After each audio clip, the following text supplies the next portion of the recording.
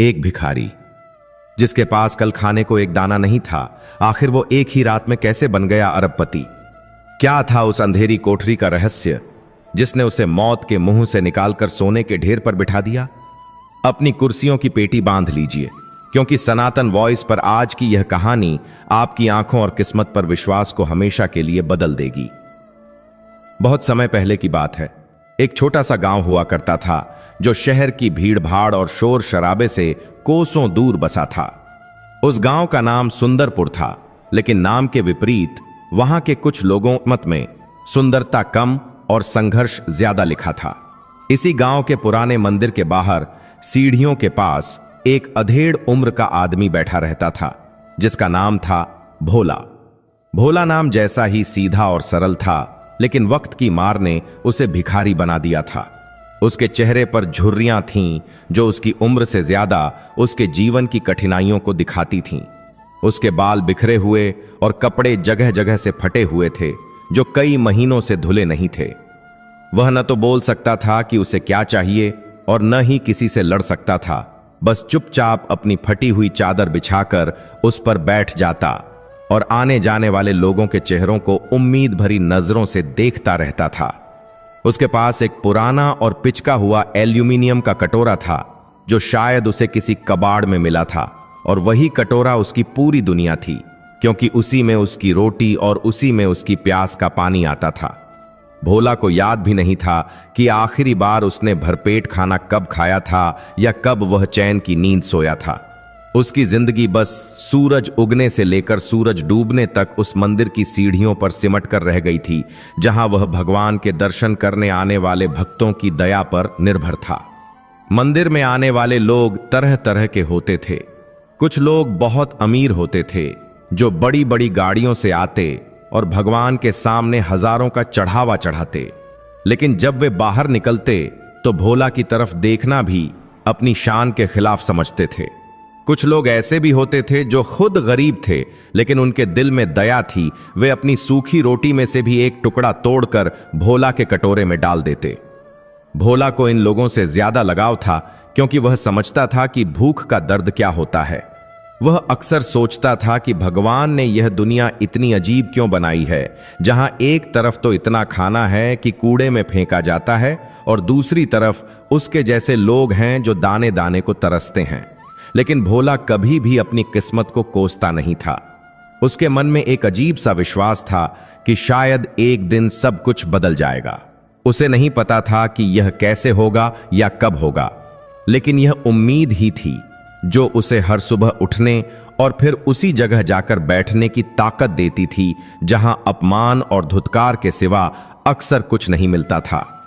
गर्मी की दोपहर में जब सूरज आग बरसाता था, तब भी वह वहीं बैठा रहता, और जब बारिश में सब लोग अपने घरों में दुबक जाते, तब भी वह किसी पेड़ के नीचे या मंदिर के छज्जे के नीचे सिकुड़ कर बैठा रहता।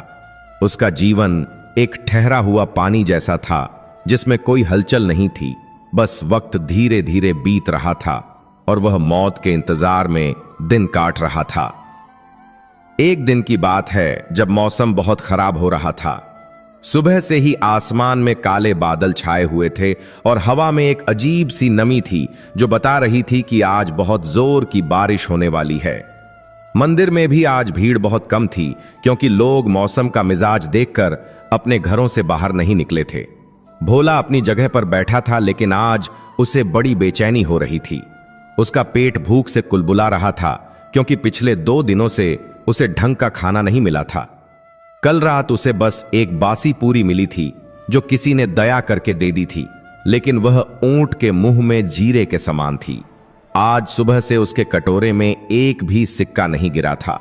वह हताश होकर आसमान की तरफ देख रहा था, मानो भगवान से पूछ रहा हो कि आज उसकी परीक्षा क्यों ली जा रही है। तभी एक बड़ी ही शानदार गाड़ी मंदिर के गेट पर आकर रुकी। भोला की आंखों में एक चमक आ गई। उसने सोचा कि शायद आज उसकी किस्मत जाग जाए और कोई बड़ा सेठ आया हो जो उसे कुछ दे दे। गाड़ी से एक मोटा सा आदमी उतरा, जिसने बहुत महंगे कपड़े पहने हुए थे और गले में सोने की चेन लटक रही थी। वह जल्दी जल्दी सीढ़ियां चढ़कर मंदिर के अंदर चला गया।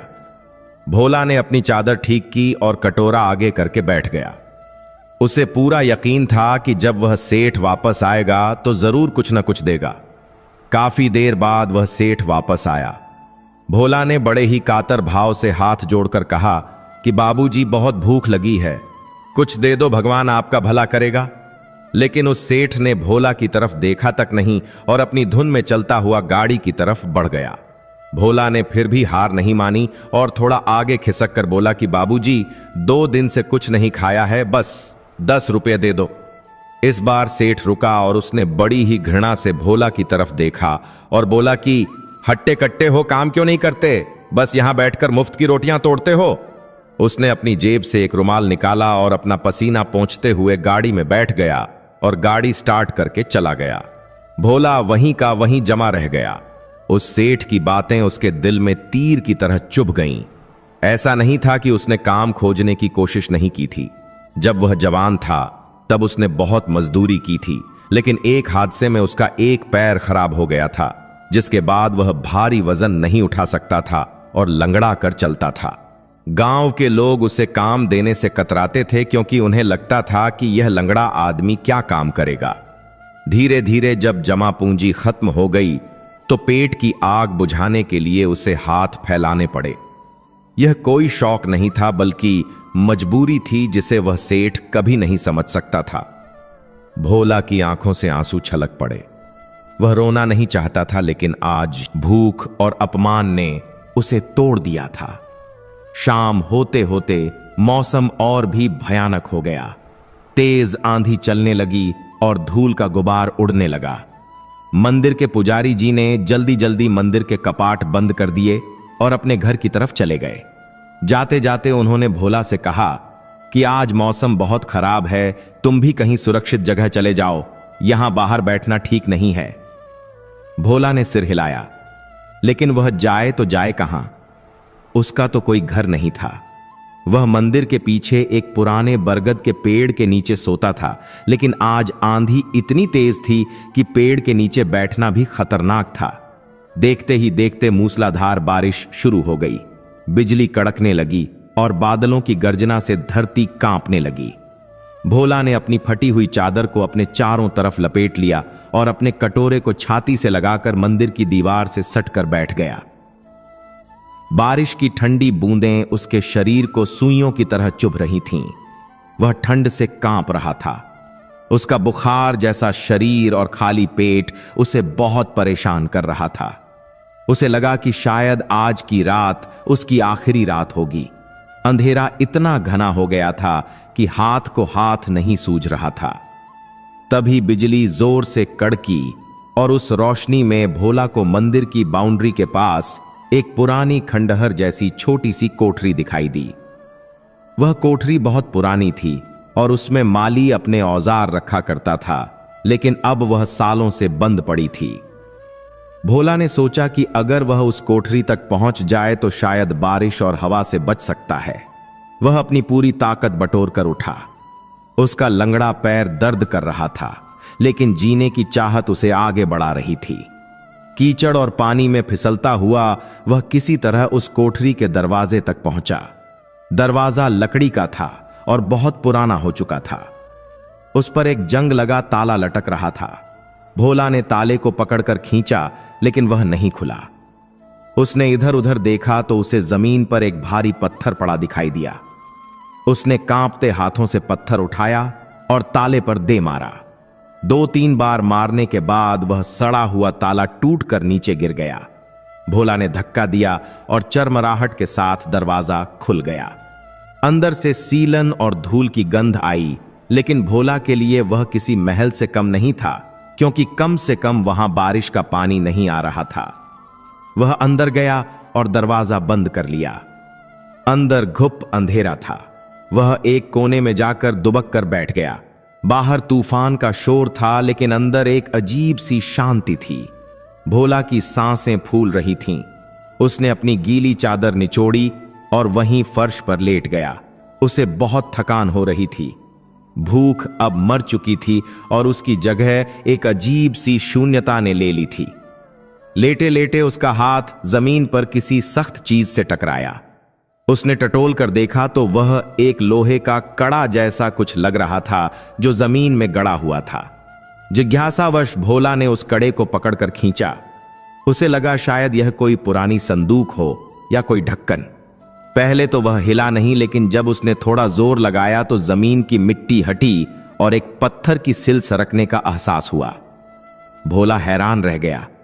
उसने अपनी जेब से माचिस निकाली जो उसने बड़ी हिफाजत से एक पन्नी में लपेट कर रखी थी ताकि भीग न जाए। उसने एक तीली जलाई। माचिस की हल्की सी रोशनी में उसने देखा कि जमीन पर एक चौकोर पत्थर का ढक्कन था जिसमें वह लोहे का कड़ा लगा था। उसने उस पत्थर को पूरा खिसकाया तो नीचे एक छोटा सा गड्ढा दिखाई दिया। उस गड्ढे में एक पुराना काले पड़ चुके तांबे का लौटा रखा था। लौटा ऊपर से कपड़े से बंधा हुआ था। भोला का दिल जोर जोर से धड़कने लगा। यह क्या हो सकता है? क्या इसमें किसी ने धन छुपा रखा है या यह बस कोई पुराना कचरा है? एक भिखारी के लिए कोई भी बंद चीज एक उम्मीद की तरह होती है। उसने कांपते हाथों से वह लौटा बाहर निकाला। वह काफी भारी था। उसने उसे हिलाकर देखा तो अंदर से छन छन की आवाज आई। भोला की आंखें फटी की फटी रह गईं। यह आवाज सिक्कों की थी। उसने जल्दी से उस लोटे के मुंह पर बंधा हुआ कपड़ा जो गल चुका था उसे नोच कर हटाया। उसने माचिस की दूसरी तीली जलाई और लौटे के अंदर झांका। उस पल भोला को अपनी आंखों पर विश्वास नहीं हुआ। लौटे के अंदर सोने और चांदी के पुराने जमाने के सिक्के भरे हुए थे।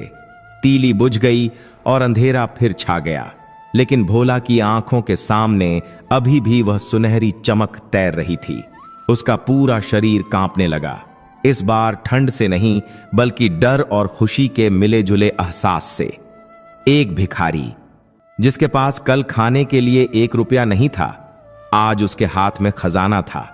लेकिन तभी उसके मन में एक डर बैठ गया। अगर किसी को पता चल गया तो, अगर किसी ने देख लिया तो लोग उसे मार डालेंगे और यह सब छीन लेंगे। वह तो वैसे भी एक कमजोर भिखारी है। उसकी बात का कौन विश्वास करेगा कि यह उसे मिला है? सब सोचेंगे उसने मंदिर से चोरी की है। इस ख्याल ने उसकी खुशी को डर में बदल दिया। उसने जल्दी से लौटा वापस उसी गड्ढे में रखा और पत्थर का ढक्कन लगा दिया। फिर उसके ऊपर मिट्टी और धूल डाल दी ताकि किसी को पता न चले। वह वहीं उस ढक्कन के ऊपर बैठ गया। उसकी नींद पूरी तरह उड़ चुकी थी। बाहर तूफान अभी भी जारी था, लेकिन भोला के मन के अंदर उससे भी बड़ा तूफान चल रहा था। वह सोच रहा था कि अब उसे क्या करना चाहिए। क्या वह इस धन को लेकर भाग जाए या इसे यहीं रहने दे?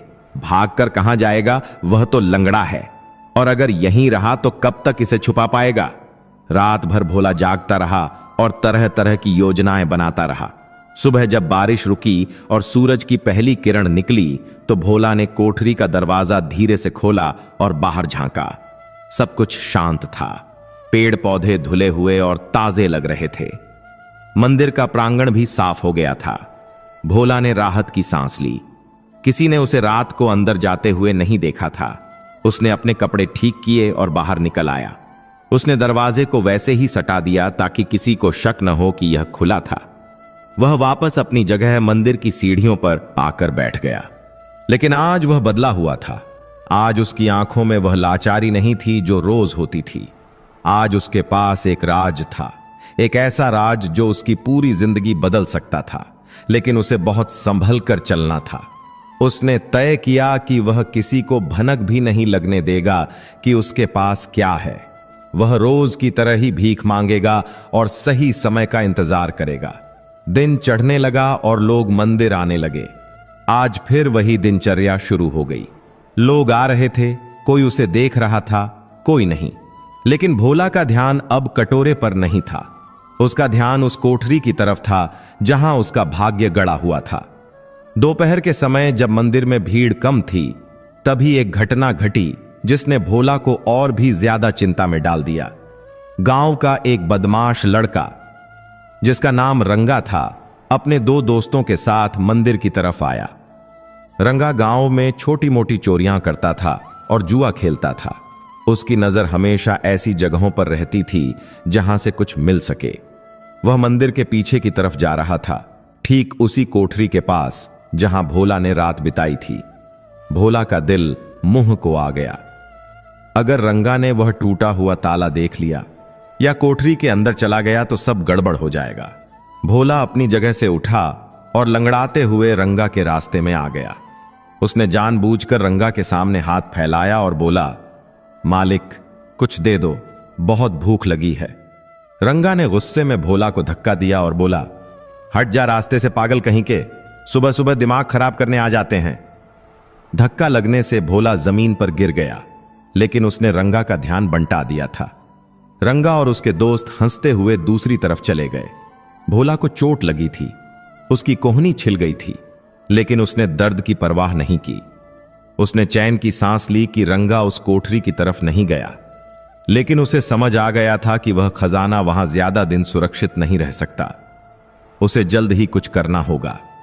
वह सोचने लगा कि इस धन का वह क्या करेगा। क्या वह इससे अपना इलाज करवाएगा या कोई छोटा सा घर खरीदेगा या कोई दुकान खोलेगा? सपने बहुत बड़े थे, लेकिन हकीकत यह थी कि वह अभी भी एक भिखारी था और एक भिखारी के पास सोने का लौटा होना मौत के परवाने जैसा था। उस दिन भोला ने एक फैसला किया। वह इस खजाने को सीधे इस्तेमाल नहीं कर सकता। उसे किसी समझदार आदमी की मदद चाहिए होगी, कोई ऐसा जिस पर वह भरोसा कर सके। लेकिन इस दुनिया में भरोसा किस पर किया जाए? तभी उसे गांव के स्कूल मास्टर जी की याद आई। मास्टर जी, जिनका नाम विजय बाबू था, बहुत ही भले और ईमानदार इंसान थे। वे अक्सर मंदिर आते थे और भोला से हालचाल पूछते थे। कभी कभी वे उसे खाने के लिए फल भी देते थे। भोला को लगा कि शायद वही एक इंसान है जो उसकी मदद कर सकते हैं और उसे धोखा नहीं देंगे। लेकिन डर यह भी था कि इतना सोना देखकर अच्छे अच्छों का ईमान डोल जाता है। भोला इसी उधेड़बुन में था कि शाम हो गई। आरती का समय हो गया और घंटियों की आवाज गूंजने लगी। भोला ने अपनी आंखों को बंद किया और भगवान से प्रार्थना की कि उसे सही रास्ता दिखाए। आरती के बाद जब विजय बाबू मंदिर से बाहर निकले तो भोला ने हिम्मत जुटाकर उन्हें आवाज दी, मास्टर जी। विजय बाबू रुके और भोला के पास आए। उन्होंने पूछा, क्या हुआ भोला, आज बड़े परेशान लग रहे हो, तबीयत तो ठीक है? भोला ने इधर उधर देखा कि कोई सुन तो नहीं रहा। फिर धीरे से फुसफुसाते हुए बोला, मास्टर जी, मुझे आपसे अकेले में कुछ बात करनी है, क्या आप मेरी मदद करेंगे? विजय बाबू हैरान थे, क्योंकि आज तक भोला ने कभी उनसे बात करने के लिए नहीं कहा था। वह तो बस भीख मांगता था। उसकी आंखों में एक अजीब सी गंभीरता देखकर मास्टर जी ने कहा, ठीक है भोला, तुम रात को मेरे घर आ जाना, वहीं बात करेंगे। रात का समय था। भोला ने अपनी पुरानी चादर ओढ़ी और मास्टर जी के घर की तरफ चल पड़ा। लेकिन वह खाली हाथ नहीं था। उसने अपनी फटी हुई चादर के नीचे वह भारी लौटा छुपा रखा था, जिसे उसने शाम को अंधेरा होते ही कोठरी से निकाल लिया था। उसे डर लग रहा था कि रास्ते में कोई उसे रोक न ले। हर आहट पर वह सहम जाता था। गांव की गलियां सुनसान थीं और कुत्तों के भौंकने की आवाजें आ रही थीं। किसी तरह बचते बचाते वह मास्टर जी के घर पहुंचा। मास्टर जी का घर छोटा सा था और वे अपने बरामदे में बैठे कुछ किताबें पढ़ रहे थे। भोला ने धीरे से गेट खटखटाया। मास्टर जी ने उसे देखा और अंदर बुला लिया। उन्होंने उसे पानी दिया और पूछा, बताओ भोला, क्या बात है जो तुम इतनी रात को आए हो? भोला ने कांपते हाथों से अपनी चादर हटाई और वह मिट्टी से सना हुआ तांबे का लोटा मास्टर जी के सामने मेज पर रख दिया। मास्टर जी ने हैरानी से लोटे को देखा और फिर भोला को। यह क्या है भोला? उन्होंने पूछा। भोला ने बिना कुछ बोले लोटे के अंदर से एक मुट्ठी सोने के सिक्के निकालकर मेज पर रख दिए। दिए की रोशनी में सोने की चमक से पूरा कमरा जगमगा उठा। विजय बाबू की आंखें फटी रह गईं। वे अपनी कुर्सी से खड़े हो गए। उन्होंने सिक्कों को हाथ में लेकर देखा। वे असली सोने के मोहरें थीं, जो शायद सदियों पुरानी थीं। भोला, यह तुम्हें कहां से मिला? मास्टर जी की आवाज में अविश्वास था। भोला ने उन्हें सारी बात सच सच बता दी। तूफान वाली रात, कोठरी और वह गड्ढा। उसने मास्टर जी के पैर पकड़ लिए और रोते हुए बोला, मास्टर जी, मैं अनपढ़ हूं, लंगड़ा हूं। मैं इस धन का क्या करूंगा मुझे नहीं पता। अगर मैंने इसे बेचने की कोशिश की तो पुलिस मुझे पकड़ लेगी या चोर मुझे मार डालेंगे। आप ही मुझे कोई रास्ता दिखाइए। मैं चाहता हूं कि मेरी बची हुई जिंदगी इज्जत से कटे। मुझे अब और भीख नहीं मांगनी। मास्टर जी ने भोला को उठाया और कुर्सी पर बैठाया। वे खुद भी गहरे सोच में पड़ गए थे। यह खजाना इतना ज्यादा था कि पूरे गांव की तकदीर बदल सकता था, लेकिन यह भोला को मिला था तो इस पर हक उसी का था। मास्टर जी की ईमानदारी की अब परीक्षा थी। उन्होंने भोला की आंखों में देखा जहां सिर्फ डर और उम्मीद थी। विजय बाबू ने एक गहरी सांस ली और बोले, भोला, तुम सही कह रहे हो। यह धन तुम्हारे लिए वरदान भी है और अभिशाप भी। अगर दुनिया को पता चला तो तुम्हारी जान को खतरा हो जाएगा, लेकिन चिंता मत करो, मैं तुम्हारे साथ हूं। हम इसे सही तरीके से इस्तेमाल करेंगे। मास्टर जी ने अपनी बात आगे बढ़ाई और भोला को समझाया कि यह खजाना बहुत पुराना है और अगर हम इसे गांव में ही किसी सुनार को दिखाएंगे तो बात आग की तरह फैल जाएगी। हो सकता है कि पुलिस आ जाए और यह सब सरकारी खजाने में जमा हो जाए, फिर तुम्हें कुछ नहीं मिलेगा। इसलिए हमें बहुत सावधानी से काम लेना होगा। विजय बाबू ने तय किया कि वे अगले दिन शहर जाएंगे, जो यहां से काफी दूर है। वहां बड़े बाजार में किसी अनजान जौहरी को 1 या 2 सिक्के बेचकर देखेंगे कि उनकी कीमत क्या है। तब तक के लिए उस लोटे को सुरक्षित रखना जरूरी था। मास्टर जी ने अपने घर के आंगन में तुलसी के चबूतरे के पास ही एक गड्ढा खोदा और भोला की मदद से उस लोटे को वहीं गाड़ दिया। ऊपर से मिट्टी डालकर उसे बराबर कर दिया ताकि किसी को शक न हो। उस रात भोला मास्टर जी के घर के बरामदे में ही सोया। सालों बाद उसे छत के नीचे सोने को मिला था और सबसे बड़ी बात यह थी कि अब उसके सिर पर उस भारी राज का बोझ अकेले नहीं था। उसे लगा जैसे मास्टर जी के रूप में भगवान ने उसे एक सहारा भेज दिया है। नींद तो उसे अब भी नहीं आ रही थी, लेकिन यह बेचैनी डर की नहीं बल्कि आने वाले कल की उम्मीद की थी। वह सोच रहा था कि क्या सच में उसकी फटी हुई जिंदगी रफू हो पाएगी?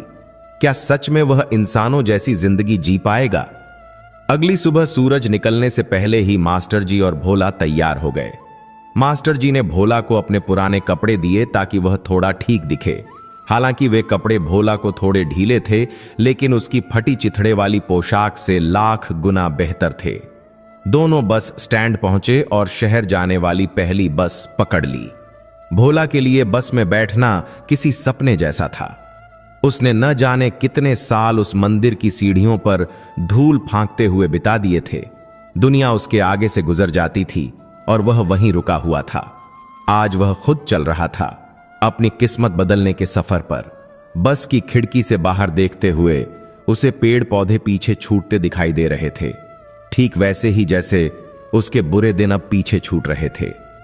शहर पहुंचकर मास्टर जी उसे एक बड़ी सराफा मंडी में ले गए। वहां दुकानों की चमक धमक देखकर भोला की आंखें चौंधिया गईं। उसे डर लग रहा था कि कहीं कोई उसे पहचान न ले कि वह वही भिखारी है, लेकिन नए कपड़ों और धुले हुए चेहरे के साथ उसे पहचानना मुश्किल था। मास्टर जी एक पुरानी और भरोसेमंद दिखने वाली दुकान में घुसे। दुकानदार एक बुजुर्ग व्यक्ति था। मास्टर जी ने अपनी जेब से केवल एक सोने का सिक्का निकाला और दुकानदार के सामने रखते हुए कहा कि यह हमारे परदादा के जमाने का है। घर में मुसीबत है, इसलिए बेचना पड़ रहा है। दुकानदार ने सिक्का उठाया, उसे उलट पुलट कर देखा, फिर एक कसौटी पर रगड़कर उसकी परख की। उसकी आंखों में चमक आ गई। उसने मास्टर जी से पूछा कि क्या ऐसे और भी सिक्के हैं? मास्टर जी ने बड़ी होशियारी से कहा कि नहीं, बस यही एक बचा था जो मुसीबत के वक्त के लिए रखा था।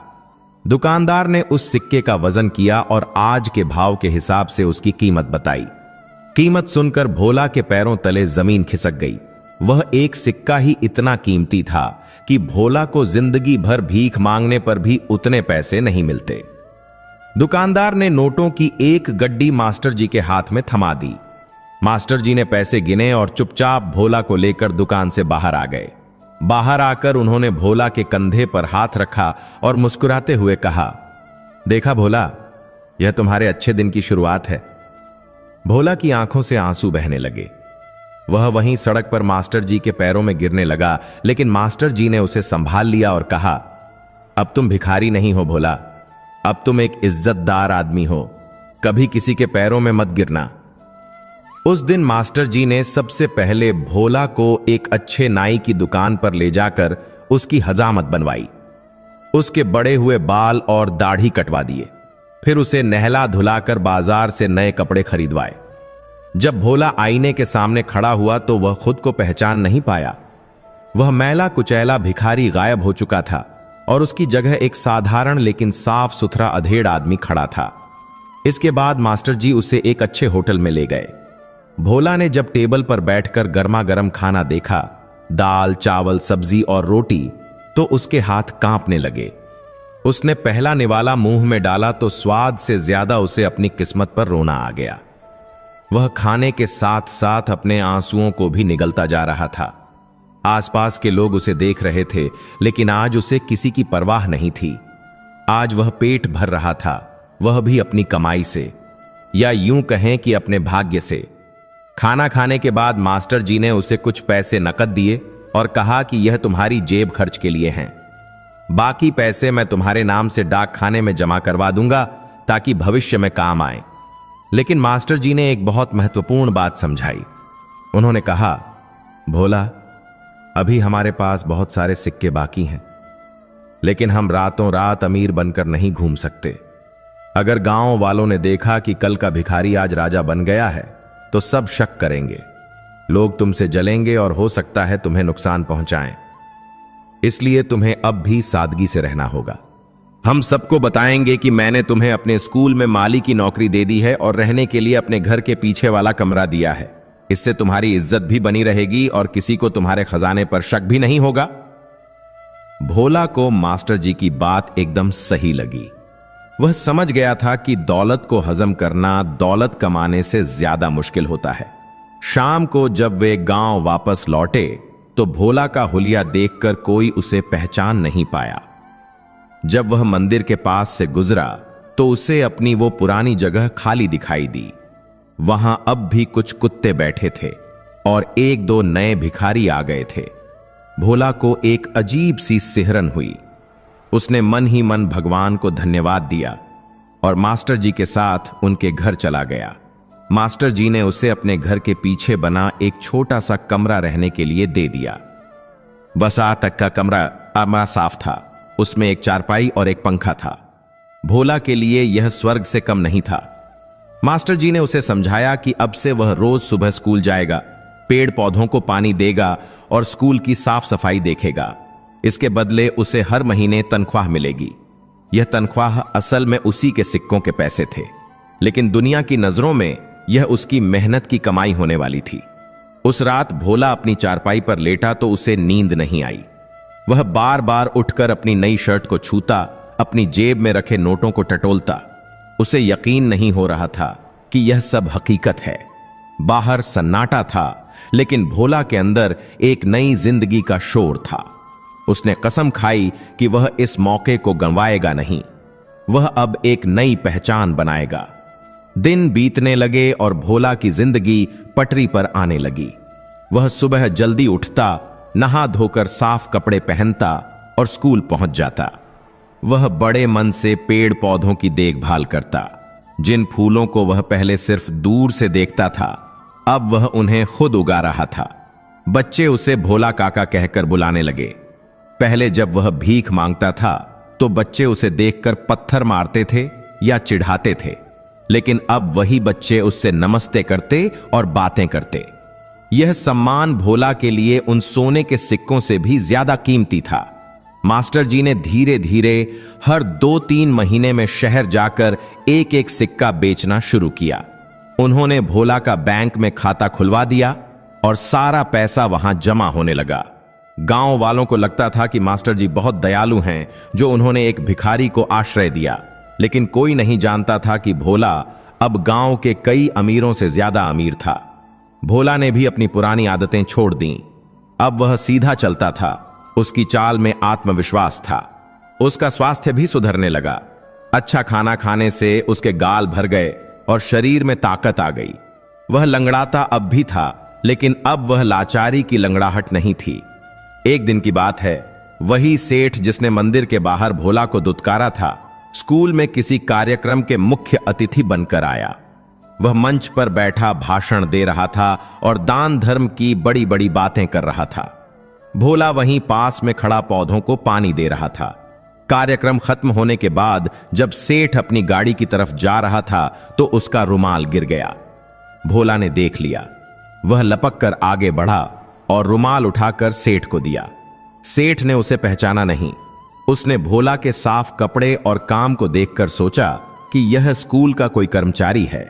सेठ ने खुश होकर अपनी जेब से 10 रुपए का नोट निकाला और भोला की तरफ 10 रुपए का नोट दिया, बढ़ाया। भोला उस नोट को देखकर मुस्कुराया।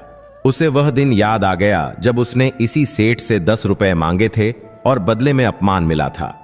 आज वही सेठ उसे 10 रुपए दे रहा था। भोला ने बड़ी विनम्रता से हाथ जोड़कर कहा, नहीं मालिक, इसकी जरूरत नहीं है। भगवान का दिया बहुत है, आप यह पैसे किसी जरूरतमंद को दे दीजिएगा। सेठ हैरान रह गया। एक मामूली माली का यह जवाब उसे समझ नहीं आया। वह चुपचाप अपनी गाड़ी में बैठ गया। भोला ने वह 10 रुपए नहीं लिए क्योंकि अब वह भिखारी नहीं था। उसने अपनी आत्मसम्मान की कमाई खानी शुरू कर दी थी। समय का पहिया घूमता रहा। करीब 1 साल बीत गया। भोला के पास अब बैंक में काफी अच्छी रकम जमा हो गई थी। मास्टर जी ने एक दिन भोला से कहा, भोला, अब समय आ गया है कि तुम अपने लिए कुछ बड़ा करो। कब तक मेरे घर के पीछे वाले कमरे में रहोगे और कब तक सिर्फ माली का काम करोगे? तुम्हारे पास इतना धन है कि तुम अपना खुद का घर बना सकते हो या कोई बड़ा व्यापार शुरू कर सकते हो। भोला ने सोचा और कहा, मास्टर जी, मुझे व्यापार करना तो नहीं आता और न ही मुझे बड़े घर का लालच है, लेकिन मेरे मन में एक इच्छा है। मैं चाहता हूं कि मैं उस मंदिर के पास एक ऐसी जगह बनाऊं जहां कोई भी भूखा आदमी कभी खाली पेट न जाए। मैंने भूख की तड़प झेली है। मैं नहीं चाहता कि कोई और भी उस दर्द से गुजरे। मास्टर जी भोला की बात सुनकर गदगद हो गए। उन्होंने सोचा नहीं था कि धन आने के बाद भी भोला का दिल इतना पवित्र रहेगा। अक्सर पैसा आने पर इंसान बदल जाता है, लेकिन भोला का दुख ने उसे इतना मांझ दिया था कि वह सोने से भी ज्यादा खरा हो गया था। मास्टर जी ने कहा, यह तो बहुत ही नेक विचार है भोला। हम अन्न क्षेत्र खोल सकते हैं जहां गरीबों को मुफ्त भोजन मिले, लेकिन इसमें एक अड़चन थी। मंदिर की जमीन पर कोई भी निर्माण करने के लिए गांव की पंचायत और मंदिर समिति की अनुमति चाहिए थी, और मंदिर समिति का अध्यक्ष वही रंगा का पिता था जो गांव का सरपंच भी था और बड़ा ही लालची आदमी था। अगर उसे पता चलता कि भोला के पास पैसा है तो वह जरूर कोई न कोई गड़बड़ करता। इसलिए मास्टर जी ने एक योजना बनाई। उन्होंने गांव में ऐलान किया कि एक गुप्त दानदाता है जो मंदिर के पास धर्मशाला और रसोई बनवाना चाहता है। उन्होंने यह नहीं बताया कि वह दानदाता भोला है। सरपंच और गांव वाले बहुत खुश हुए कि गांव का विकास होगा। मास्टर जी ने सारी कानूनी कागजी कार्रवाई करवाई और जमीन खरीद ली गई। निर्माण कार्य शुरू हुआ। आता भोला खुद वहां खड़ा होकर काम देखता था। लोग सोचते थे कि मास्टर जी ने उसे मुंशी का काम दिया है। किसी को खबर नहीं थी कि जो ईंटें लग रही हैं, जो सीमेंट आ रहा है, उसका पैसा उसी आदमी की जेब से जा रहा है जो कभी उसी जगह बैठकर भीख मांगता था। 6 महीने के अंदर वहां एक सुंदर भवन बनकर तैयार हो गया। उस पर बड़े अक्षरों में लिखा गया, अन्नपूर्णा भवन। जिस दिन उसका उद्घाटन होना था, पूरा गांव इकट्ठा हुआ। बड़े बड़े नेता और अधिकारी आए। उद्घाटन के समय सब इंतजार कर रहे थे कि वह गुप्त दानदाता सामने आएगा। सरपंच माला लेकर तैयार खड़ा था ताकि उसका स्वागत कर सके और अपनी फोटो खिंचवा सके। तभी मास्टर जी मंच पर आए और माइक थाम लिया। उन्होंने भीड़ को संबोधित करते हुए कहा, भाइयों और बहनों, आज हमारे गांव के लिए बहुत खुशी का दिन है। यह अन्नपूर्णा भवन किसी शहर के सेठ ने नहीं, बल्कि हमारे ही गांव के एक ऐसे व्यक्ति ने बनवाया है जिसे आप सब जानते हैं। सब एक दूसरे का मुंह ताकने लगे। मास्टर जी ने आगे कहा, वह इंसान जिसने अपनी पूरी जिंदगी गरीबी में बिताई, लेकिन जब भगवान ने उसे दिया तो उसने सबसे पहले अपने बारे में नहीं बल्कि आप सबके बारे में सोचा। मैं मंच पर बुलाना चाहूंगा श्री भोलानाथ जी को। नाम सुनते ही सन्नाटा छा गया। लोग हैरान थे। क्या वो भिखारी भोला? क्या मास्टर जी मजाक कर रहे हैं? भीड़ में से भोला धीरे धीरे मंच की सीढ़ियां चढ़ा। उसने आज एक सफेद कुर्ता पायजामा और ऊपर से एक नेहरू जैकेट पहनी थी। वह संकोच कर रहा था, लेकिन मास्टर जी ने उसका हाथ पकड़कर उसे मंच के बीच में खड़ा कर दिया। गांव वालों की आंखें फटी की फटी रह गईं। सरपंच के हाथ से माला छूटकर गिर गई। वही भोला जिसे वे दुत्कारते थे, आज इस भव्य भवन का मालिक था। मास्टर जी ने माइक भोला को दिया। भोला के हाथ कांप रहे थे। उसने भीड़ की तरफ देखा। उसे वही चेहरे दिखाई दिए, वह सेठ, वह रंगा, वह पुजारी और वे लोग जो कभी उसे रोटी का टुकड़ा फेंक कर देते थे। आज वे सब उसके नीचे खड़े थे और वह ऊपर था। भोला ने गहरी सांस ली और बोलना शुरू किया। मैं कोई भाषण देना नहीं जानता, मैं बस इतना जानता हूं कि पेट की आग बहुत बुरी होती है। जब तक मैं यहां सीढ़ियों पर बैठता था, मैं सिर्फ खुद के लिए मांगता था, लेकिन आज भगवान ने मुझे देने लायक बनाया है। यह भवन मेरा नहीं है, यह आप सबका है। आज के बाद इस गांव में कोई भी भूखा नहीं सोएगा, यह मेरा वचन है। भोला की बात में इतनी सच्चाई और दर्द था कि लोगों की आंखों में पानी आ गया। कल तक जो उसे हिकारत से देखते थे, आज श्रद्धा से देख रहे थे। तालियों की गड़गड़ाहट से पूरा प्रांगण गूंज उठा। रंगा जो पीछे खड़ा था, शर्म से सिर झुकाए हुए था। सेठ को अपनी उस दिन की हरकत पर पछतावा हो रहा था। भोला ने साबित कर दिया था कि आदमी कपड़ों से नहीं, अपने कर्मों और दिल से बड़ा होता है। अन्नपूर्णा भवन शुरू हो गया। रोज वहां सैकड़ों लोग खाना खाने आते। भोला खुद सबको अपने हाथों से परोसता।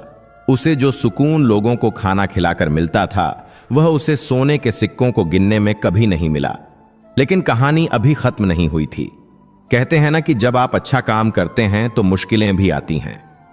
भोला की बढ़ती हुई शोहरत और मास्टर जी का प्रभाव सरपंच और उसके साथियों को खटकने लगा था। उन्हें लग रहा था कि अगर भोला और मास्टर जी ऐसे ही लोकप्रिय होते रहे तो अगले चुनाव में सरपंच की कुर्सी खतरे में पड़ जाएगी। साथ ही सरपंच के बेटे रंगा को यह बात हजम नहीं हो रही थी कि कल का भिखारी आज इतना बड़ा आदमी कैसे बन गया। उसके मन में शक का कीड़ा रेंगने लगा। उसे याद आया कि उस तूफानी रात को उसने भोला को उसी पुरानी कोठरी के पास देखा था। उसने अपने दोस्तों के साथ मिलकर भोला की जासूसी शुरू कर दी। वह जानना चाहता था कि आखिर भोला के पास इतना पैसा आया कहां से। रंगा ने सोचा कि जरूर भोला ने कोई चोरी की है या उसे कोई गड़ा हुआ खजाना मिला है, और अगर खजाना है तो वह अभी भी कहीं न कहीं होगा। लालच ने रंगा के दिमाग पर कब्जा कर लिया। वह एक मौके की तलाश में था जब वह भोला के घर, मास्टर जी के पीछे वाले कमरे की तलाशी ले सके या भोला को डरा धमका कर सच उगलवा सके। रंगा की आंखों में अब नींद नहीं थी, बल्कि ईर्ष्या और लालच की आग जल रही थी। वह दिन रात बस इसी फिराक में रहता था कि कैसे भोला का राज खोले। वह छुप छुप कर भोला का पीछा करने लगा। जब भोला अन्नपूर्णा भवन में लोगों को खाना खिला रहा होता तो रंगा दूर किसी पेड़ के पीछे खड़ा होकर उसे घूरता रहता। उसे समझ नहीं आ रहा था कि एक अनपढ़ भिखारी जो कल तक दाने दाने को मोहताज था, अचानक इतना समझदार और अमीर कैसे हो गया। रंगा ने अपने दोस्तों के साथ मिलकर एक योजना बनाई। उसने सोचा कि क्यों न उस पुरानी कोठरी की फिर से तलाशी ली जाए जहां उस तूफानी रात भोला रुका था। शायद वहां कोई सुराग मिल जाए। एक दोपहर जब पूरा गांव और खुद भोला भी अन्नपूर्णा भवन में व्यस्त था, रंगा चुपके से मंदिर के पीछे वाली उस पुरानी कोठरी के पास गया। वहां अब भी वही पुराना टूटा हुआ ताला पड़ा था। रंगा ने दरवाजा खोला और अंदर गया। अंदर धूल और जालों के सिवा कुछ नहीं था। उसने जमीन को गौर से देखा। एक कोने में उसे मिट्टी कुछ उखड़ी हुई और ताजी लगी, जैसे किसी ने वहां खुदाई करके फिर से भर दिया हो। रंगा का दिमाग बिजली की तरह दौड़ा। उसे यकीन हो गया कि भोला को जो कुछ भी मिला है वह यहीं गड़ा हुआ था। इसका मतलब खजाना यहीं था। रंगा बुदबुदाया और वो लंगड़ा उसे निकाल ले गया। अब रंगा के पास एक सुराग तो था, लेकिन कोई सबूत नहीं था। अगर वह गांव वालों को यह बताता तो कोई यकीन नहीं करता, क्योंकि वह खुद बदनाम था और भोला अब गांव का देवता बन चुका था। रंगा सीधा अपने पिता सरपंच के पास गया। सरपंच अपने घर के दालान में हुक्का पी रहे थे। रंगा ने सारी बात अपने पिता को बताई। उसने कहा, बापू, वो भोला कोई महान नहीं है, उसे जरूर कोई गड़ा होया हो। धन मिला है जो सरकारी खजाना भी हो सकता है। अगर हम साबित कर दें कि उसने चोरी की है तो सारा पैसा हमारा हो सकता है और भोला जेल जा सकता है। सरपंच रंगा से ज्यादा घाघ और चालाक था। उसने हुक्के का कश लगाया और धुआं छोड़ते हुए बोला, बेटा, जोश से नहीं होश से काम लो। अभी हवा भोला के पक्ष में बह रही है। मास्टर विजय बाबू उसके साथ हैं। अगर हमने सीधा आरोप लगाया तो गांव वाले हमें ही मार भगाएंगे। हमें कुछ ऐसा करना होगा जिससे भोला की इज्जत मिट्टी में मिल जाए। एक बार लोगों का भरोसा टूट गया, फिर हम उसे नोच खाएंगे। बाप बेटे ने मिलकर एक बहुत ही घिनौनी साजिश रची। गांव में कुछ ही दिनों बाद नवरात्रि का मेला लगने वाला था। मंदिर में माता जी की मूर्ति को सोने के पुराने गहने पहनाए जाने थे जो साल भर तिजोरी में बंद रहते थे। सरपंच ने तय किया कि वह मंदिर के मुख्य पुजारी जी का ध्यान बंटाकर माता जी का एक कीमती हार गायब करवा देगा और उसका इल्जाम भोला पर मढ़ देगा। त्योहार का दिन आ गया। पूरा गांव रोशनी से नहाया हुआ था। अन्नपूर्णा भवन में भी विशेष भोज का आयोजन था। भोला बहुत खुश था। वह सुबह से ही भाग भाग कर काम कर रहा था। कभी रसोई में हलवाई को निर्देश देता तो कभी आने वाले मेहमानों के लिए दरी बिछवाता। उसके चेहरे पर एक अलग ही रौनक थी। उसे क्या पता था कि उसकी यही खुशी कुछ लोगों की आंखों में चुभ रही है। शाम को मंदिर में महाआरती होने वाली थी। भीड़ बहुत ज्यादा थी। इसी भीड़ का फायदा उठाकर रंगा मंदिर के गर्भगृह के पास पहुंचा। सरपंच ने पुजारी जी को बातों में लगा लिया और बाहर बुला लिया। मौका मिलते ही रंगा ने माता जी की मूर्ति के चरणों में रखा एक भारी सोने का हार, जिसे 9 लखा हार कहते थे, अपनी जेब में डाल लिया। वह बड़ी सफाई से वहां से निकला और भीड़ में गायब हो गया। रंगा सीधा मास्टर जी के घर की तरफ गया। उसे पता था कि इस समय भोला मंदिर में है और मास्टर जी आरती की तैयारी में हैं, इसलिए घर पर कोई नहीं होगा। रंगा दीवार फांदकर पीछे के आंगन में कूदा और भोला के कमरे की खिड़की से वह हार अंदर उसके बिस्तर के गद्दे के नीचे सरका दिया। काम पूरा करके वह वापस भीड़ में शामिल हो गया जैसे कुछ हुआ ही न हो। आरती के समय जब पुजारी जी अंदर गए तो उनकी चीख निकल गई, अनर्थ हो गया, गजब हो गया, माता जी का हार गायब है। उनकी आवाज सुनकर अफरा तफरी मच गई। ढोल नगाड़े रुक गए। सरपंच ने आगे बढ़कर बनावटी गुस्से में कहा, यह कैसे हो सकता है? अभी तो हार यहीं था। जरूर चोर यहीं कहीं आसपास है। मंदिर के द्वार बंद कर दिए जाएं, किसी को बाहर न जाने दिया जाए। लोग घबरा गए। सरपंच ने चिल्लाकर कहा, हमें सबकी तलाशी लेनी होगी और सबसे पहले उन लोगों की जिन पर हमें शक है। मंदिर में आजकल बहुत से बाहरी और छोटे लोग आ जा रहे हैं। उसका इशारा साफ तौर पर भोला की तरफ नहीं था, लेकिन माहौल ऐसा बना दिया गया था।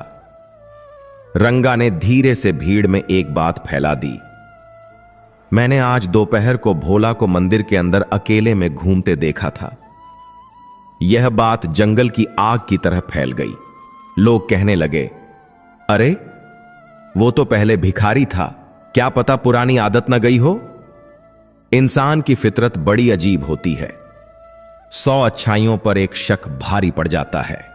भीड़ का रुख भोला की तरफ मुड़ने लगा। भोला एक कोने में खड़ा कांप रहा था।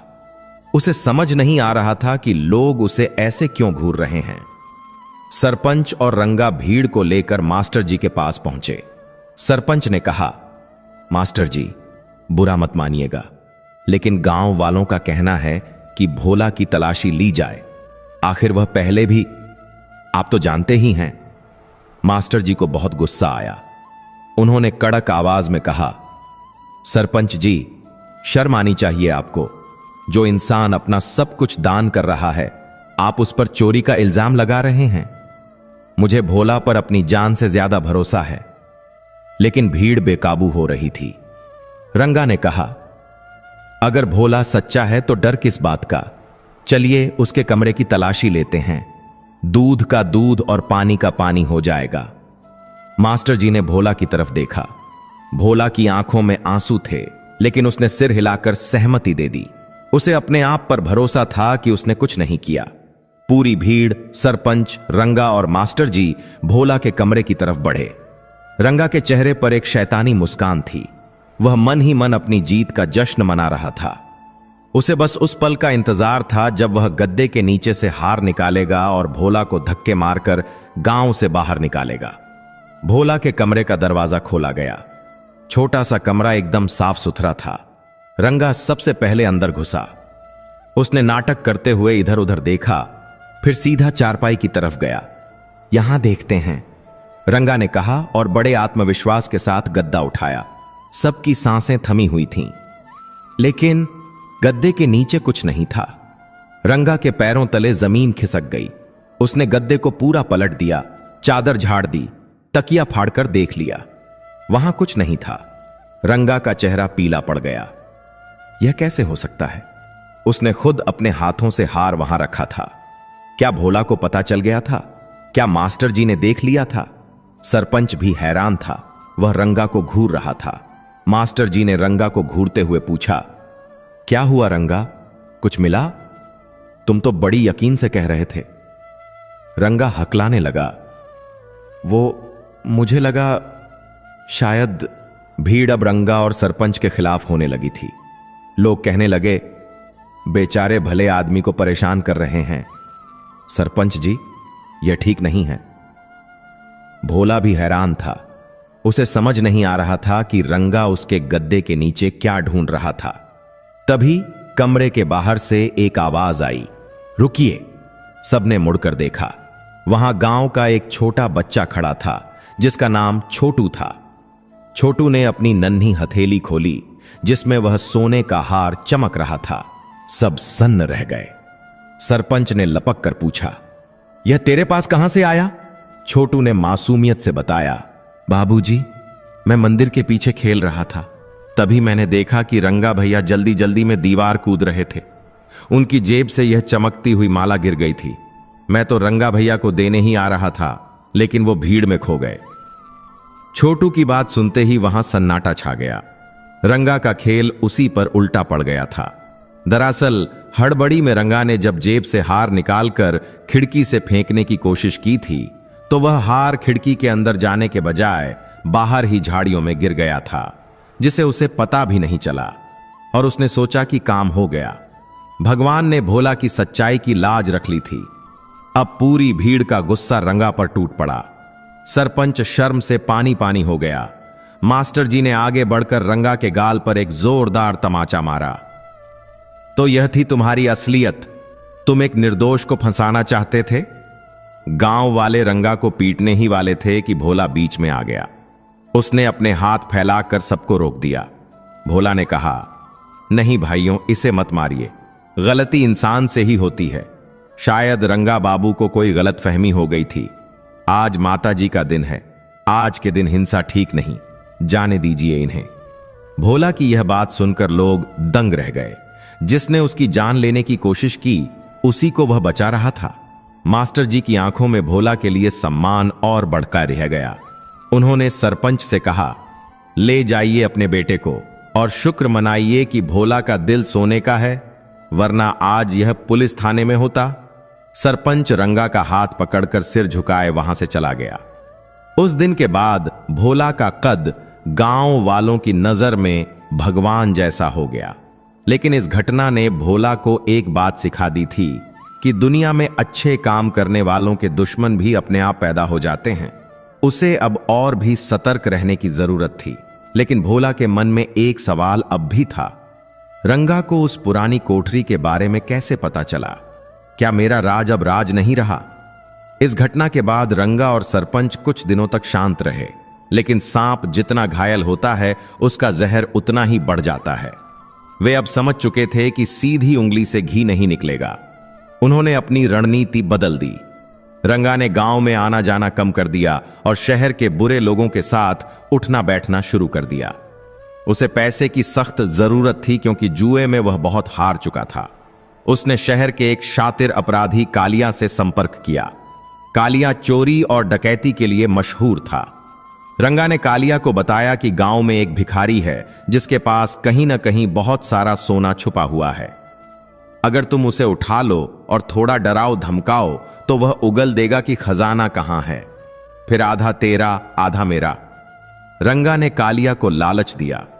कालिया की आंखों में चमक आ गई। एक निहत्थे लंगड़े पूर्व भिखारी को लूटना उसके लिए बाएं हाथ का खेल था।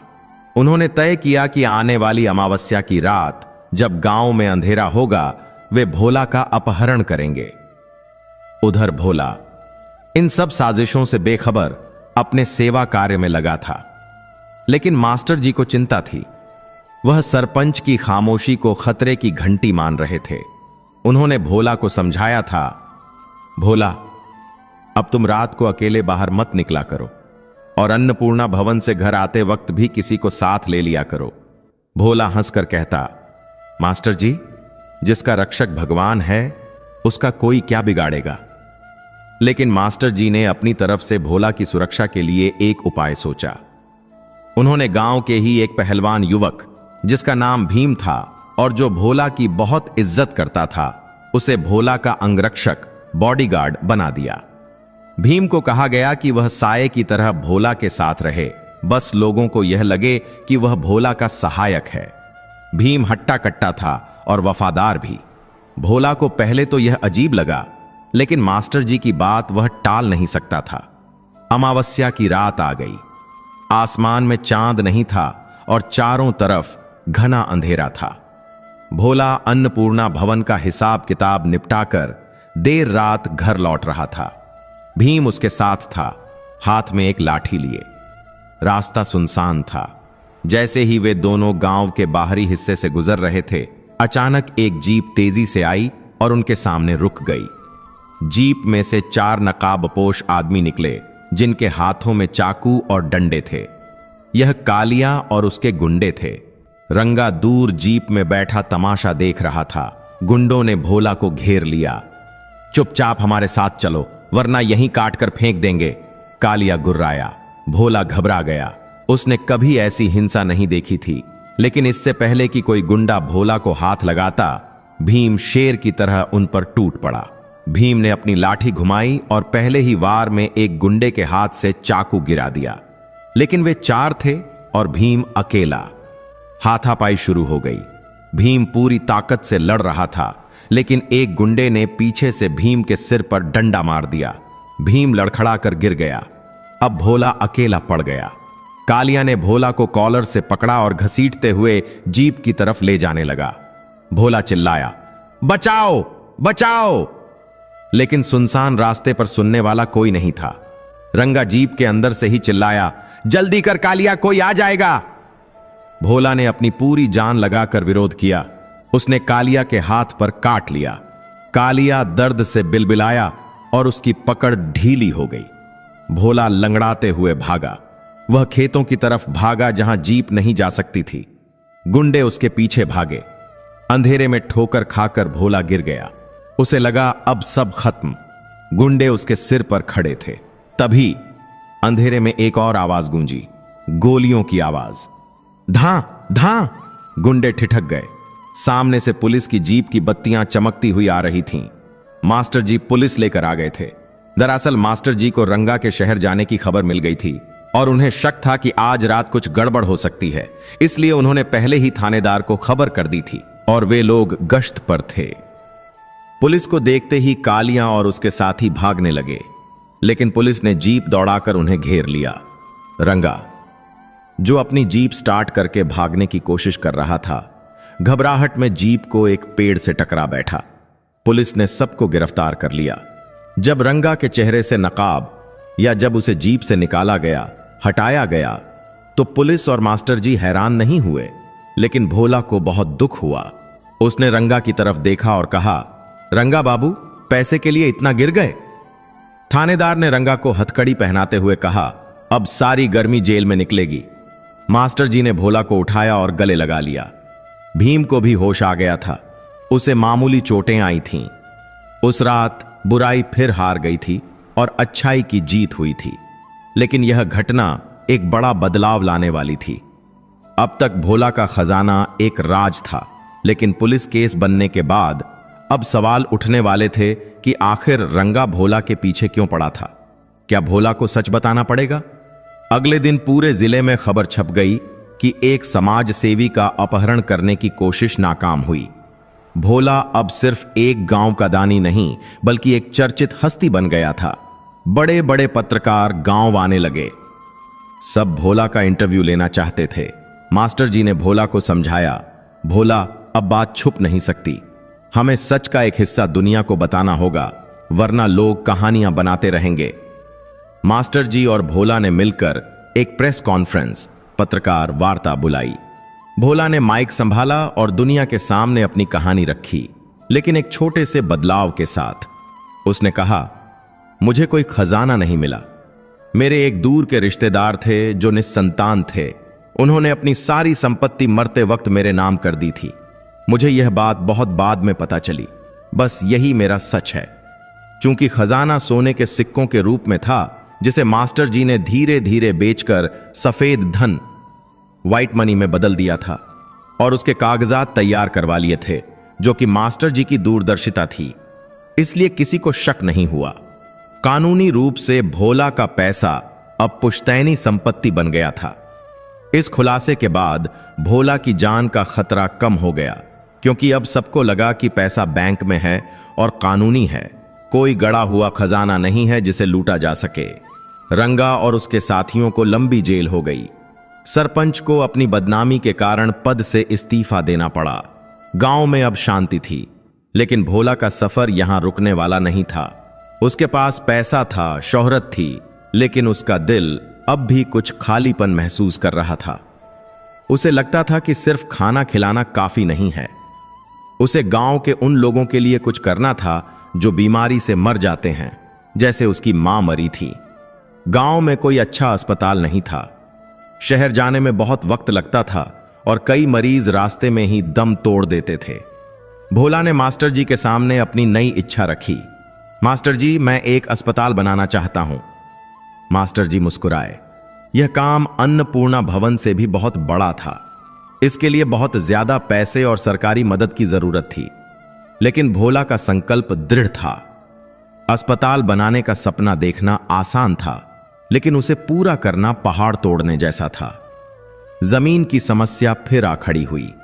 गांव के पास एक ही बड़ी जमीन थी जो अस्पताल के लिए उपयुक्त थी, लेकिन वह जमीन एक पुराने जमींदार की थी जो बहुत ही जिद्दी और अड़ियल था।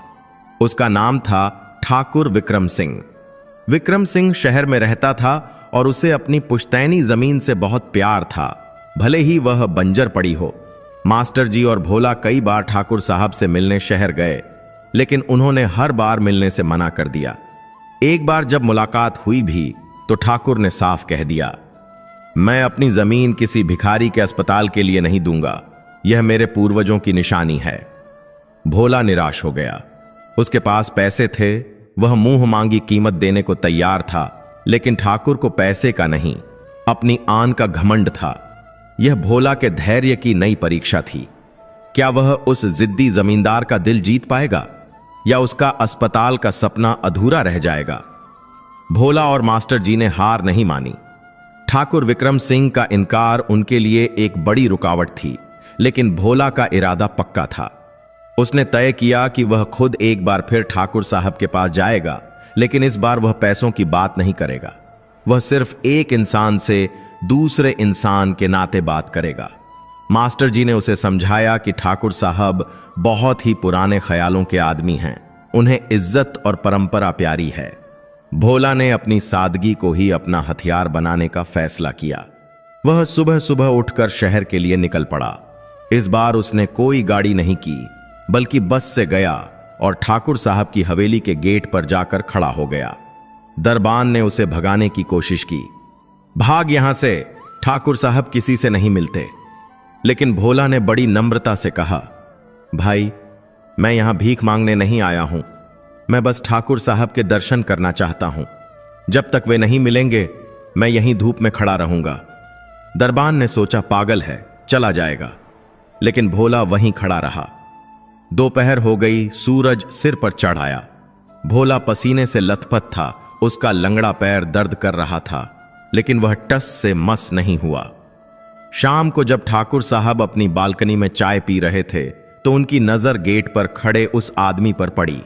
उन्होंने दरबान को बुलाकर पूछा, यह कौन है जो सुबह से खड़ा है? दरबान ने बताया, हुक्म, यह वही गांव वाला भोला है जो अस्पताल के लिए जमीन मांग रहा था। जिद्दी है, जा ही नहीं रहा। ठाकुर साहब को थोड़ी हैरानी हुई। आमतौर पर लोग उनके डर से भाग जाते थे। उन्होंने दरबान से कहा, बुलाओ उसे अंदर। भोला अंदर आया।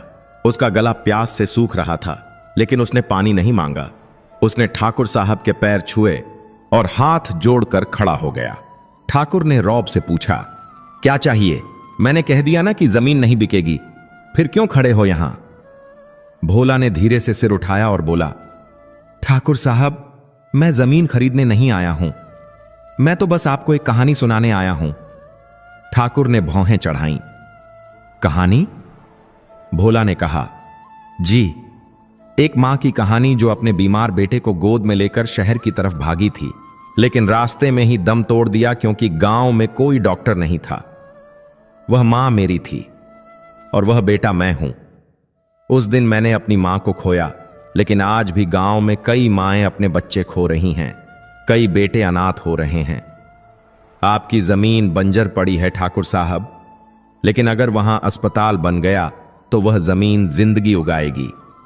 पीढ़ियां आपको याद रखेंगी कि एक ठाकुर ने अपनी जमीन देकर हजारों जानें बचाईं। जमीन तो वैसे भी यहीं रह जाएगी, लेकिन नाम अमर हो जाएगा। भोला की आंखों में जो दर्द और सच्चाई थी, उसने ठाकुर के कठोर दिल पर चोट की। ठाकुर विक्रम सिंह ने अपनी पूरी जिंदगी अपनी शान और जायदाद को बचाने में लगा दी थी, लेकिन किसी ने उनसे इस तरह बात नहीं की थी। नाम अमर हो जाएगा, यह बात ठाकुर के दिल में घर कर गई। वे कुछ देर चुप रहे, फिर उन्होंने अपने नौकर को आवाज दी, रामू, मेहमान के लिए पानी और शरबत लाओ। यह एक बहुत बड़ा बदलाव था। ठाकुर ने भोला को बैठने के लिए कहा। उन्होंने पूछा, अगर मैं जमीन दे दूं तो क्या गारंटी है कि वह अस्पताल ही बनेगा, कोई दुकान नहीं? भोला ने कहा, मेरी जान ले लीजिए ठाकुर साहब, लेकिन वचन कभी नहीं टूटेगा और अस्पताल का नाम आपके पिताजी के नाम पर होगा, यह मेरा वादा है। ठाकुर विक्रम सिंह पिघल गए। उन्होंने उसी वक्त अपने मुनीम को बुलाया और जमीन के कागजात लाने को कहा। उन्होंने भोला से कहा, जाओ, जमीन तुम्हारी हुई, मुझे एक पैसा नहीं चाहिए, बस वादा याद रखना, मेरे पिता ठाकुर शमशेर सिंह का नाम उस अस्पताल के माथे पर होना चाहिए। भोला की आंखों से खुशी के आंसू छलक पड़े। उसने फिर से ठाकुर साहब के पैर छुए। जो काम करोड़ रुपए नहीं कर पाए, वह भोला के आंसुओं और ईमानदारी ने कर दिखाया। गांव में जब यह खबर पहुंची कि ठाकुर ने मुफ्त में जमीन दे दी है, तो किसी को यकीन नहीं हुआ। लोग कहने लगे कि भोला के पास कोई जादू है। अब अस्पताल बनने का रास्ता साफ था। मास्टर जी और भोला ने तुरंत काम शुरू करवा दिया। शहर से अच्छे आर्किटेक्ट, वास्तुकार बुलाए गए। दिन रात काम चलने लगा। भोला खुद ईंटें पकड़ता, मजदूरों के साथ खाना खाता और वहीं सो जाता। उसे देखकर गांव के नौजवान भी शर्मिंदा हुए और वे भी श्रमदान, मुफ्त सेवा करने के लिए आगे आए। पूरा गांव एक हो गया था। देखते ही देखते 1 साल के अंदर वहां एक विशाल इमारत खड़ी हो गई, ठाकुर शमशेर सिंह मेमोरियल अस्पताल। यह सिर्फ ईंट गारे का ढांचा नहीं था, यह उम्मीद का मंदिर था। उद्घाटन के दिन ठाकुर विक्रम सिंह भी आए। जब उन्होंने अपने पिता का नाम सुनहरे अक्षरों में लिखा देखा तो उनकी छाती गर्व से फूल गई। उन्होंने भोला को गले लगाया और कहा, तुमने मुझे असली अमीरी का मतलब समझा दिया भोला। अस्पताल शुरू हुआ। शहर से अच्छे डॉक्टर बुलाए गए। भोला ने अपनी जमा पूंजी का एक बड़ा हिस्सा डॉक्टरों की फीस और दवाइयों के लिए फिक्स कर दिया ताकि गरीबों का इलाज मुफ्त हो सके। अब गांव वालों को छोटी मोटी बीमारी के लिए शहर नहीं भागना पड़ता था। कई जानें बचने लगीं। एक बार पास के गांव से एक औरत को प्रसव पीड़ा, लेबर पेन हुई। हालत बहुत खराब थी। अगर पुराना समय होता तो वह शायद नहीं बचती, लेकिन भोला के अस्पताल में तुरंत उसका ऑपरेशन हुआ और उसने एक स्वस्थ बच्चे को जन्म दिया। उस औरत ने अपने बच्चे का नाम भोला रखा। यह भोला के लिए सबसे बड़ा पुरस्कार था।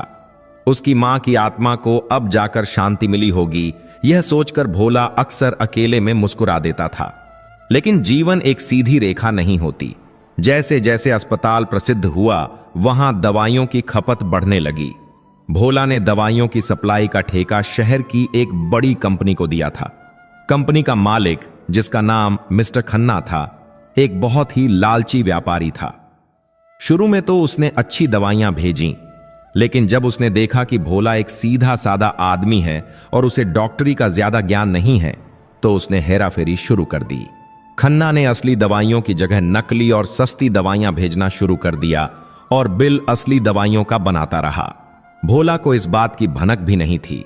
वह तो बस चेक साइन कर देता था। धीरे धीरे मरीजों की शिकायतें आने लगीं। डॉक्टर साहब, दवाई का असर नहीं हो रहा, बुखार नहीं उतर रहा, दर्द कम नहीं हो रहा। अस्पताल के डॉक्टर भी परेशान थे। उन्होंने भोला से कहा, भोला काका, लगता है बीमारी का स्वरूप बदल गया है, दवाइयां काम नहीं कर रही हैं। एक दिन एक बहुत ही गरीब किसान अपनी बेटी को लेकर अस्पताल आया। उसे निमोनिया था। डॉक्टरों ने उसे इंजेक्शन लगाया जो खन्ना की कंपनी से आया था, लेकिन इंजेक्शन लगने के कुछ ही देर बाद बच्ची की हालत और बिगड़ गई और उसकी मौत हो गई। पूरा अस्पताल सन्न रह गया। किसान का रो रो कर बुरा हाल था। भोला को लगा जैसे किसी ने उसका कलेजा निकाल लिया हो। उसने डॉक्टर से पूछा, ऐसा कैसे हुआ? हमने तो सबसे अच्छी दवाई दी थी। डॉक्टर को भी शक हुआ। उन्होंने बची हुई दवाई की शीशी को जांच के लिए शहर की एक बड़ी लैब में भेजा। जब रिपोर्ट आई तो सबके पैरों तले जमीन खिसक गई। वह दवाई नकली थी। उसमें सिर्फ पानी और कुछ मामूली रसायन थे। असली दवा का नामो निशान नहीं था। भोला को इतना गुस्सा आया जितना उसे अपनी पूरी जिंदगी में कभी नहीं आया था। उसने उसी वक्त पुलिस को बुलाया और सारी रिपोर्ट दिखाई। पुलिस ने तुरंत छापा मारा और मिस्टर खन्ना के गोदाम से भारी मात्रा में नकली दवाइयां बरामद कीं। कब 200 को गिरफ्तार कर लिया गया। लेकिन भोला का दिल टूट चुका था। एक मासूम बच्ची की जान चली गई थी, सिर्फ इसलिए क्योंकि उसने एक बेईमान आदमी पर भरोसा किया था। वह खुद को दोषी मानने लगा। वह अस्पताल के अपने कमरे में बंद हो गया और किसी से बात नहीं करता था। मास्टर जी ने उसे बहुत समझाया, भोला, इसमें तुम्हारी गलती नहीं है, तुमने तो भलाई ही की थी। धोखा देने वाले को सजा मिल गई है। लेकिन भोला का मन अशांत था। उसे लगा कि सिर्फ पैसा और इमारत होना काफी नहीं है, व्यवस्था पर नजर रखना भी जरूरी है। उसने तय किया कि वह अब अनपढ़ नहीं रहेगा। अगर मैं पढ़ा लिखा होता तो दवाइयों के नाम पढ़ सकता था, जांच कर सकता था, उसने सोचा। 50 साल की उम्र में भोला ने एक नया संकल्प लिया, पढ़ाई करने का। यह बात सुनने में अजीब लगती थी कि इतना बड़ा आदमी अब कब खगा सीखेगा, लेकिन भोला के लिए यह प्रायश्चित भी था और जरूरत भी। भोला ने मास्टर जी से कहा, मास्टर जी, मुझे पढ़ना सिखाइए, मुझे इतना काबिल बनाइए कि कोई मुझे बेवकूफ ना बना सके। मास्टर जी की आंखों में चमक आ गई।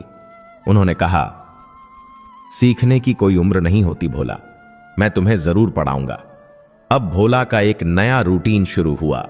दिन में वह अस्पताल और अन्नपूर्णा भवन का काम देखता और शाम को मास्टर जी के साथ बैठकर स्लेट बत्ती लेकर बच्चों की तरह पढ़ता। लोग पहले हंसे, देखो बूढ़ा घोड़ा लाल लगाम, लेकिन भोला ने किसी की परवाह नहीं की। उसने अपनी पूरी लगन लगा दी। उसके मोटे मोटे खुरदरे हाथों ने कलम पकड़ना सीखा। धीरे धीरे वह अक्षर जोड़ने लगा, फिर शब्द पढ़ने लगा। और एक दिन ऐसा आया जब उसने खुद अस्पताल की फाइलों को पढ़ना शुरू किया। उसने हिसाब किताब खुद चेक करना शुरू किया। अब कोई मुनीम या कोई सप्लायर उसे धोखा नहीं दे सकता था। भोला की इस नई ताकत ने उसे और भी निखार दिया। समय बीतता गया। भोला अब बूढ़ा होने लगा था। उसके बाल पूरी तरह सफेद हो चुके थे और चलने में उसे अब छड़ी का सहारा लेना पड़ता था। लेकिन उसका रुतबा किसी राजा से कम नहीं था। उसने अपनी वसीयत विल बनवाई। मास्टर जी अब बहुत बुजुर्ग हो चुके थे और अक्सर बीमार रहते थे। इसलिए भोला को अब अपनी विरासत संभालने के लिए किसी योग्य उत्तराधिकारी की तलाश थी।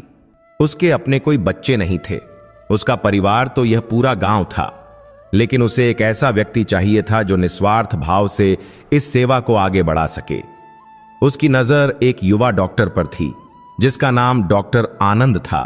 आनंद शहर का रहने वाला था, लेकिन उसने अपनी ऐश ओ आराम की जिंदगी छोड़कर भोला के अस्पताल में सेवा करना चुना था। वह दिन रात मरीजों की सेवा में लगा रहता था। भोला को उसमें अपनी जवानी की परछाई दिखती थी, वही तड़प, वही सेवा भाव। लेकिन भोला उसे परखना चाहता था। एक दिन भोला ने एक नाटक किया। उसने अफवाह फैलाई कि वह अपनी सारी जायदाद और अस्पताल को सरकार के हवाले करने वाला है, क्योंकि उसे किसी पर भरोसा नहीं है। यह खबर सुनकर कई लोग भोला के पास आए। कुछ लालची रिश्तेदार जो कभी नहीं आए थे, वे भी टपक पड़े। वे भोला को समझाने लगे, काका, हम तो आपके अपने हैं, हमें दीजिए। लेकिन डॉक्टर आनंद चुपचाप अपना काम करता रहा। उसे इस बात से कोई फर्क नहीं पड़ा कि मालिक कौन होगा, उसे बस अपने मरीजों की चिंता थी। एक दिन भोला ने आनंद को बुलाया और कहा, डॉक्टर साहब, सुना है आप शहर वापस जाने की सोच रहे हैं। यहां तो अब सरकार आने वाली है, आपकी तनख्वाह शायद कम हो जाए। आनंद ने मुस्कुराते हुए कहा, काका, मैं यहां तनख्वाह के लिए नहीं आया था। मुझे यहां जो सुकून मिलता है वह शहर के करोड़ों रुपयों में नहीं है। सरकार आए या कोई और, जब तक मेरे हाथ चल रहे हैं मैं यहीं इन गरीबों का इलाज करूंगा। भोला की आंखों में आंसू आ गए।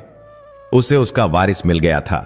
एक भव्य समारोह में भोला ने घोषणा की कि उसके बाद अन्नपूर्णा भवन और शमशेर सिंह अस्पताल की जिम्मेदारी एक ट्रस्ट संभालेगा और उस ट्रस्ट के मुख्य डॉक्टर आनंद होंगे। भोला ने अपनी निजी संपत्ति का एक एक पैसा उस ट्रस्ट के नाम कर दिया। उसने अपने लिए कुछ नहीं रखा सिवाय उन कपड़ों के जो उसने पहने थे। सब लोग हैरान थे, इतना त्याग। भोला ने माइक पर कहा, मैं नंगा आया था, नंगा ही जाऊंगा। यह धन मुझे भाग्य ने दिया था ताकि मैं इसे सही हाथों में सौंप सकूं। मेरा काम पूरा हुआ। उस दिन भोला को लगा कि वह सच में मुक्त हो गया है।